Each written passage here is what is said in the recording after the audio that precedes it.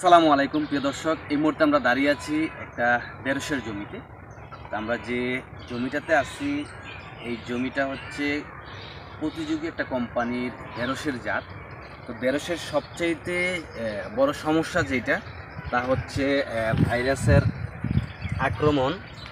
আমরা যদি দেখাই আপনাদেরকে, এই ভাইরাসের আক্রমণের ফলে সম্পূর্ণ মোজাইক ভাইরাসের আক্রমণ ফলে সম্পূর্ণ পাতাটাই হলদে টাইপের হয়ে গেছে। আর এই সমস্যাটা যখন হবে তখন টোটালি কোনো ঢেঁড়সের ফলন আপনারা পাবেন না জমি থেকে। আর এটা এমন একটা সমস্যা, এক গাছ থেকে অন্য গাছে অতি দ্রুত মাত্রায় ছড়িয়ে যায়। তো ঢেঁড়সের সবচেয়ে বড় প্রতিবন্ধকতা হচ্ছে এই ভাইরাসের আক্রমণটাই। তো আপনারা যারা ঢেঁড়স চাষাবাদ করবেন সেক্ষেত্রে আপনাদেরকে মাথায় রাখতে হবে, এমন একটা জাত নির্বাচন করতে হবে যে জাতের মধ্যে কোনো প্রকার মোজাইক ভাইরাসের আক্রমণ হয় না। তো মোজাইক ভাইরাস প্রতিরোধী জাত বাজারে আসলে খুঁজে বেছে নিতে হবে আপনাদেরকে। তো এটা কোন কোম্পানির আমি আসলে নাম নাই বললাম।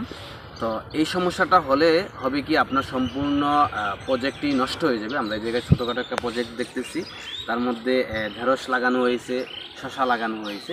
আমরা পার্শ্ববর্তী আরেকটা জমি দেখাবো ঢেঁড়সের, যেটাতে কিনা কোনো প্রকার মোজাইক ভাইরাসের আক্রমণ নাই। আমরা যদি আপনাদেরকে এই জমিটা এখানে যদি দেখাই, টোটালি এই জমির মধ্যে কিন্তু কোনো প্রকার মোজাইক ভাইরাসের আক্রমণ নাই বললেই চলে। যেটা একটা গাছের মধ্যেও কিন্তু এই জমিতে পাওয়া যাবে না। বিশেষ করে আমরা পুরো মাঠের মধ্যে কিন্তু এই জায়গায় একটা দেখছি, ওই পার্শ্ববর্তী জমিতে কিন্তু পুরাই মোজাইক ভাইরাসের আক্রমণে পুরোটা জমি কিন্তু নষ্টের পথে। তো সেক্ষেত্রে ভালো বীজ এবং ভালো জাতটা কিন্তু অবশ্যই বাছাই করতে হবে, তা না হলে কিন্তু আপনাদেরকে ওই সমস্যার সম্মুখীন হতে হবে।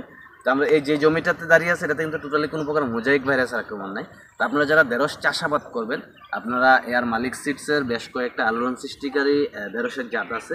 তার মধ্যে দুরন্ত, নান 2006, মাহি, সুপার সুমি, শান্তি, এই জাতগুলো কিন্তু অত্যন্ত জনপ্রিয় জাত মাঠ পর্যায়ে কৃষকদের কাছে। এবং বিশেষ করে এখন যারা ঢেঁড়স চাষাবাদ করবেন, আপনারা নান 2006 জাতের ঢেঁড়সটি নির্ভয়ে নির্দ্বিধায় চাষাবাদ করতে পারবেন। এই জাতের মধ্যে কোনো প্রকার ভাইরাসের আক্রমণ একেবারেই হবে না, 100% নিশ্চিত থাকতে পারেন। তো এই যে জিনিসটা আপনাদেরকে দেখালাম ভিডিওর মাধ্যমে, একই পার্শ্ববর্তী দুইটা জমি, একটার মধ্যে ভাইরাসের আক্রমণে পুরো জমিটাই কিন্তু নষ্টের পথে, আর একটার মধ্যে কিন্তু টোটালি কোনো প্রকার ভাইরাসের আক্রমণ নেই।